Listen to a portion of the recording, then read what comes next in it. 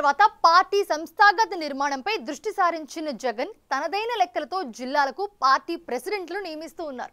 అయితే ఆయన అపాయింట్ చేస్తున్న అధ్యక్షులపై సొంత పార్టీలోనే తీవ్ర వ్యతిరేకత వ్యక్తమవుతుంది. ఏ చెట్టు లేని చోట ఆమోదం చెట్టే మహావృక్షం అంటారు. ప్రస్తుతం వైసీపీ జిల్లా అధ్యక్షుల నియామకంలో జగన్ వ్యవహరిస్తున్న తీరు అలాగే ఉందని పార్టీ క్యాడర్ మండిపడుతోంది. పార్టీ కోసం పనిచేస్తున్న వారికి కాకుండా సొంత ఎజెండా కోసం పనిచేస్తున్న వారికి జిల్లా అధ్యక్ష పదవి ఎలా ఇస్తారని ప్రశ్నిస్తోంది. అసలు వైసీపీలో ఆ పరిస్థితికి కారణం ఏంటి?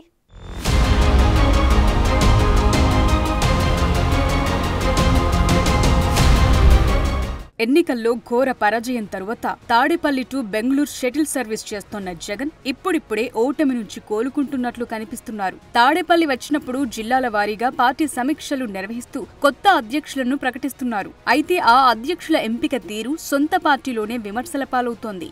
స్వప్రయోజనాల కోసం ఎవరు అధికారంలో ఉంటే వారితో టచ్లో ఉండే నేతలకు ఎలా పదవులిస్తారని కార్యకర్తలు ఆగ్రహం వ్యక్తం చేస్తున్నారు.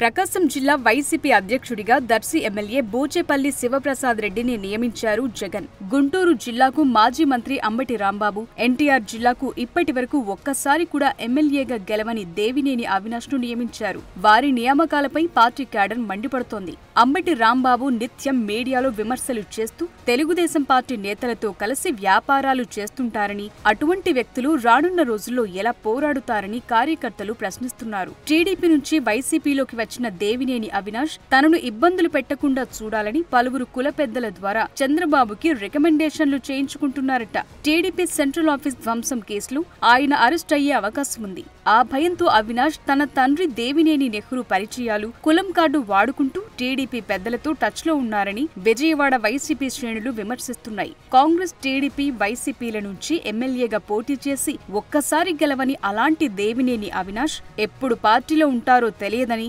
ఆయనకు పార్టీ అధ్యక్ష బాధ్యతలు కట్టబెట్టడం ఏంటని ప్రశ్నిస్తున్నాయి.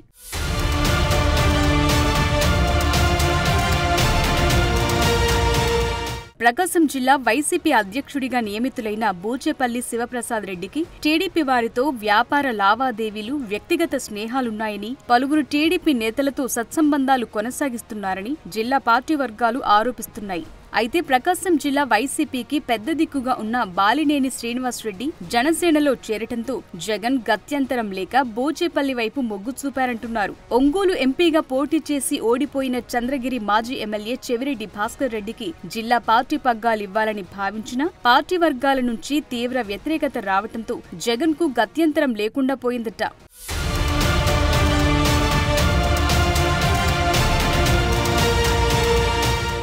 గుంటూరు జిల్లాకు సంబంధించి అంబటి రాంబాబు పట్ల పార్టీ నేతల్లో ఏమాత్రం సానుకూలత లేదంటున్నారు. అయితే ఇక్కడ పార్టీ బరువు బాధ్యతలు మోసేందుకు ఎవరూ ముందుకు రాకపోవడంతో ఏ చెట్టు లేని చోట ఆమోదం చెట్టే మహావృక్షమన్నట్లు జగన్ కు Ambati రాంబాబే దిక్కయ్యారట.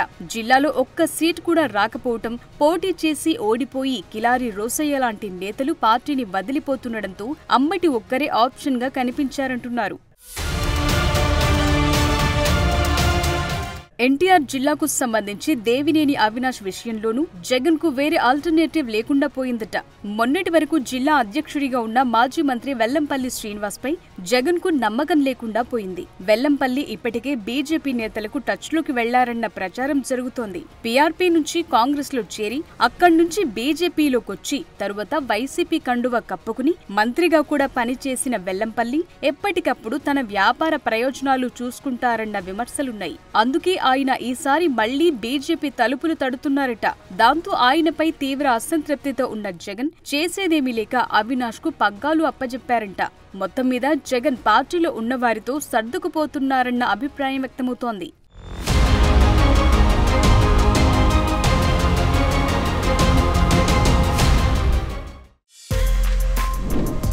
For more videos like this, subscribe Big TV channel.